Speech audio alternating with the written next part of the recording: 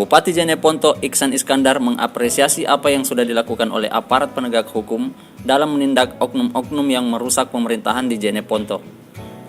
Ia berharap kejadian OTT di Kantor Dinas Pendidikan dan Kebudayaan Jeneponto menjadi pelajaran bagi SKPD lainnya. Berikut liputannya. Yang pertama kita mengapresiasi aparat petugas keamanan yang melakukan itu, artinya ya sudah membantu pemerintah secara umum untuk membersihkan semua yang kurang bagus, kalau itu benar ya. Terus ada satu orang tersangka, apa kita selaku Pak Bupati yang menyesalkan adanya? Ya sangat disesalkan lah, karena kita berharap semua aparat pemerintah sudah melaksanakan tugas-tugasnya dengan baik tanpa ada begitu-begituan. Yang kedua, bahwa ini secara kelembagaan